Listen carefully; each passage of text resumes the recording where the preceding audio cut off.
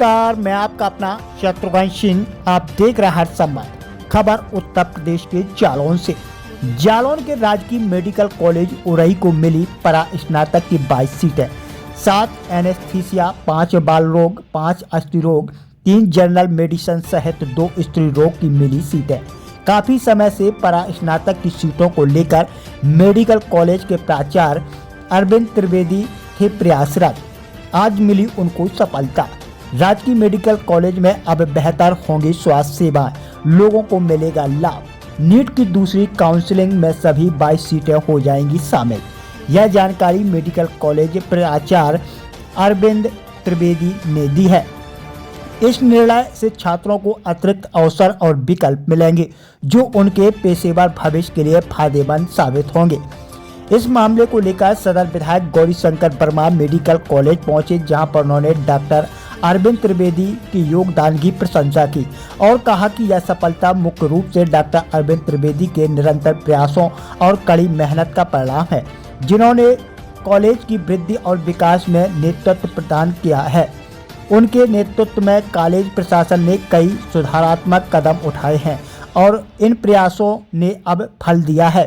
Doctor Trivedi का प्रशासनिक कार्यों को सुचारू बनाना और शैक्षिक गतिविधियों को सुधारने पर ध्यान केंद्रित करना इस मील के पत्थर को हासिल करने में मददगार साबित हुआ है। जी हां, आपको बता दें कि इस नए विकास के साथ राजकीय मेडिकल कॉलेज जालौन न केवल राज्य में अपनी स्थिति को मजबूत करेगा, बल्कि राष्ट्रीय स्तर पर अपनी प्रतिभा को भी बढ़ाएगा। कॉलेज अब एक प्रमुख चिकित्सा शिक्षा क्षेत्र बनने के लिए तैयार है, जो प्रशिक्षित पेशेवर को तैयार करेगा, जो न केवल स्थानीय स्वास्थ्य प्रणाली में योगदान देंगे, बल्कि देश की चिकित्सा क्षेत्र में भी महत्वपूर्ण भूमिका निभाएंगे। राजकीय मेडिकल कॉलेज को सीटें मिली हैं और एक बड़ी उपलब्धि जिले के लिए है। इससे सुविधाएं, स्वास्थ्य सुविधाओं में बढ़ोतरी होगी, तो किस तरह से इसमें अथक प्रयास किए गए, किस तरह से सीटें प्राप्त हुई? आज मैं राजकीय मेडिकल कॉलेज उरई के प्रधानाचार्य जी को और उनके पूरे डॉक्टरों को मैं बहुत बहुत बधाई देता हूँ कि कड़े संघर्ष के बाद राजकीय मेडिकल कॉलेज को जो 22 सीटें पीजी की मिली हैं, जिसमें बाल रोग, स्त्री रोग और बेहोशी के और हड्डी रोग विशेषज्ञ पीजी के डॉक्टर यहाँ सीट मिली है।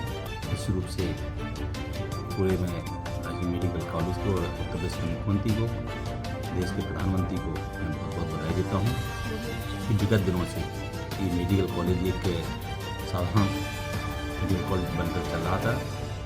इन स्टूडेंट के आने से यहाँ जो मरीज रेफर होकर झांसी और कानपुर जाते थे, अब उस रेफर में कमी आएगी और यहीं के डॉक्टर पीजी के छात्रों का इलाज कराएंगे, जिससे कि हमारे क्षेत्र के लोगों को ज़्यादा धन व्यय करके बाहर जाना पड़ा था।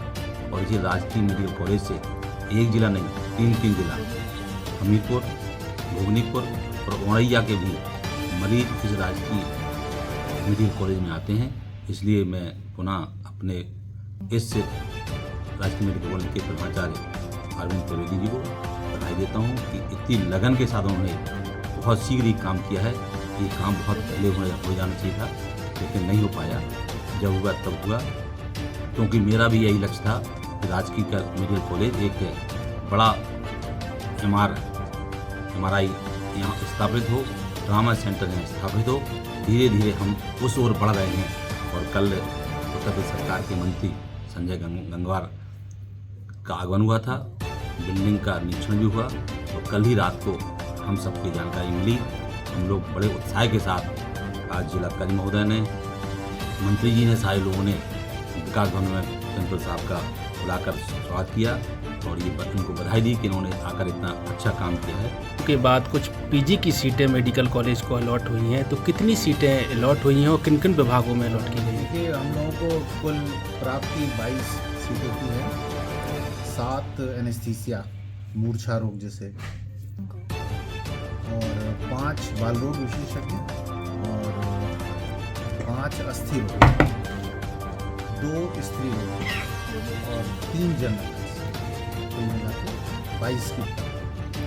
तो कब से इन सीटों पर एडमिशन प्रक्रिया किस तरह से होगी? एडमिशन प्रक्रिया जो राष्ट्रीय स्तर पर नीट की परीक्षा होती है, उसके माध्यम से हमें छात्र प्राप्त होंगे। पहली काउंसलिंग की प्रक्रिया चल रही है। अब ये सीटें अब शीघ्र ही नेशनल पोर्टल पर आ जाएंगी और हमें उम्मीद है कि पहली काउंसलिंग के अंत तक या दूसरी काउंसलिंग के प्रारंभ में हमें अभ्यर्थी मिलने प्रारंभ होंगे।